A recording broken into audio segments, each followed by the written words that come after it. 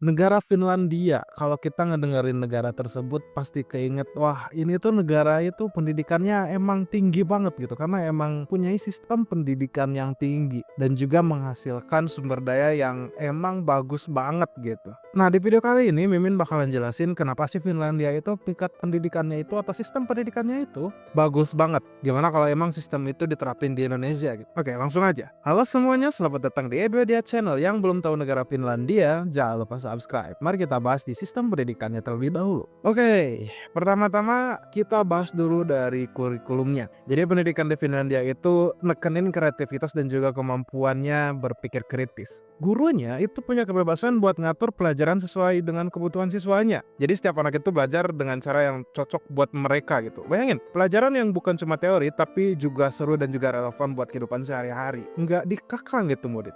Nah yang kedua, itu mempunyai waktu belajar yang lebih sedikit. Wah kok bisa gitu ya?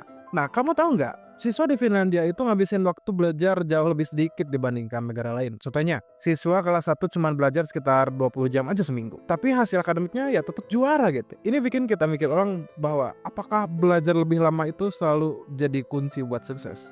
Yang ketiga itu adalah makanan gratis buat semua. Oke, di sini Mimin agak bahaya sih kalau membahas ini, tapi jujur Mimin gak bakalan ngebahas ke arah sana ya. Tapi di Finlandia semua siswa itu dapat makanan itu gratis, makan siang ya khususnya, dan gak asal makan gitu. Menunya juga sehat dan juga bergizi, yang pastinya mengedepankan 4 sehat 5 sempurna ya. Tapi selain bikin tubuh mereka itu fit, momen makan bersama juga jadi ajang belajar buat tanggung jawab mereka. Jadi udah makan, mereka itu diajarin bersihin meja sendiri. Hebat kan? Yang selanjutnya itu ada dari istirahat yang menyenangkan. Jadi waktu istirahat di Finlandia nggak sekedar jeda aja, tapi emang bener-bener dimanfaatin buat refreshing. Dari main di luar sampai ikut kegiatan olahraga. Tapi di Indonesia juga sama ya. Tapi semuanya itu dirancang buat menjaga keseimbangan fisik dan mental siswa.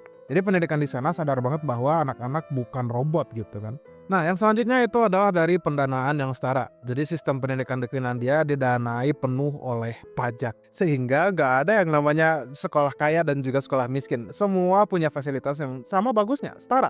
Ini artinya anak dari latar belakang ekonomi apapun punya kesempatan yang sama buat sukses. Adil banget ya. Yang selanjutnya itu guru yang berkualitas tinggi. Setelah lagi, guru-guru di Finlandia wajib punya gelar master. Karena itulah profesi guru di sana sangatlah dihormati gitu. Mereka nggak cuma dianggap pengajar, tapi juga inspirator dan pembimbing masa depan anak-anak. Bayangin kalau di Indonesia profesi guru jadi cita-cita nomor 1. Wah gila keren banget gitu. Yang selanjutnya, penilaian yang kolaboratif. Di Finlandia, ujian nasional emang ada, tapi hasilnya nggak dipublikasikan. Jadi nggak ada persaingan antar sekolah. Jadi sistem ini bikin semua orang dan juga semua pihak fokus pada evaluasi diri. Sistem ini bikin semua pihak itu fokus pada evaluasi diri, bukan saling ngebandingkan. Anak-anak pun bisa belajar dengan tenang, tanpa tekanan. Nah, sekarang pertanyaannya adalah gimana kalau sistem pendidikan di Finlandia diterapkan di Indonesia? Oke, pertanyaannya menarik banget ya. Kita harus ngakuin bahwa sistem Finlandia itu sangat dipengaruhi oleh budaya dan juga mentalitas mereka gitu. Di Finlandia ada budaya kepercayaan yang tinggi terhadap guru,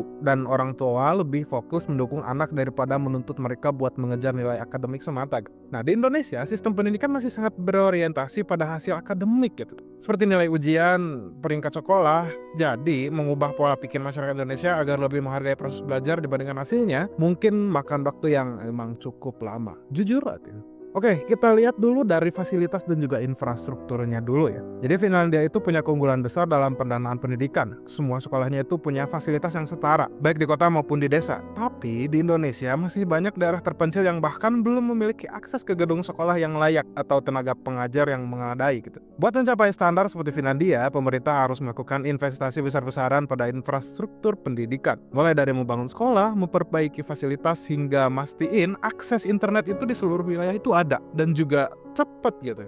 Nah yang selanjutnya itu ada dari kualifikasi guru. Nah kalau di Finlandia semua guru itu wajib punya gelar master. Bagaimana dengan di Indonesia? Jadi saat ini banyak guru kita masih menghadapi tantangan dalam hal pelatihan dan juga pengembangan profesional. Jadi buat menerapkan standar seperti Finlandia, program pelatihan dan sertifikasi guru perlu ditingkatin secara signifikan. Tapi tentunya ini butuh waktu dan juga anggaran yang besar kan. Kita juga harus menghormati guru sebagai profesi yang penting dan memberikan mereka dukungan penuh buat berkembang. Kalau gurunya nggak kompeten, gimana siswanya nggak berkompeten gitu? Kalau siswanya mau berkompeten, ya gurunya juga harus berkompeten kan gitu. Yang selanjutnya itu ada dari filosofi waktu belajar. Jadi waktu belajar di Finlandia itu lebih singkat, tapi efektif.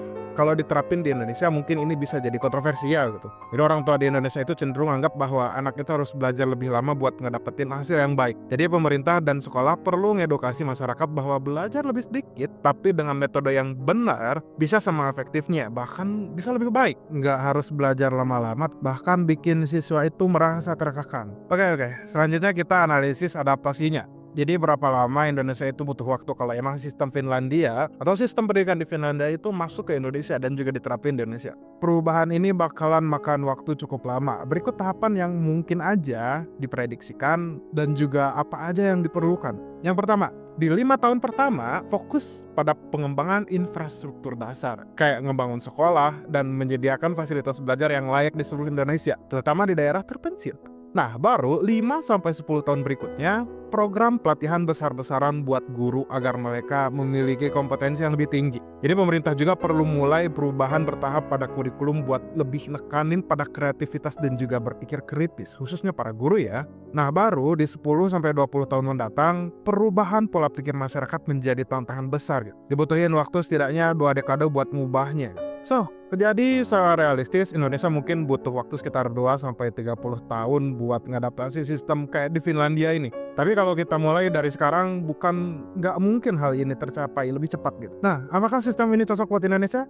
Jawabannya cocok, tapi butuh banyak penyesuaian. Indonesia punya keunikan sendiri mulai dari keragaman budaya hingga luasnya wilayah geografis. Sistem Finlandia bisa jadi inspirasi, tapi kita perlu menyesuaikannya dengan kebutuhan lokal juga kan. Contohnya waktu belajar yang lebih pendek mungkin cocok, tapi tetap harus disertai dengan kurikulum yang relevan dan juga guru yang kompeten. Selain itu, kita juga harus mastiin bahwa semua siswa dari Sabang sampai Merauke punya akses yang setara ke pendidikan berkualitas, bukan cuma hanya makan gratis. Oke? Jadi gimana menurut kalian? Apakah Indonesia siap menerapkan sistem kayak Finlandia? Atau justru kita harus ngembangin model pendidikan sendiri yang lebih sesuai dengan karakter bangsa? Gimana menurut kalian? Tulis pendapat kalian di kolom komentar. Jangan lupa like, subscribe, dan share video ini ke teman-teman kamu kalau dirasa penyampaian Mimin ini bermanfaat. Oke, see you on next video. Sampai jumpa di video selanjutnya. Bye.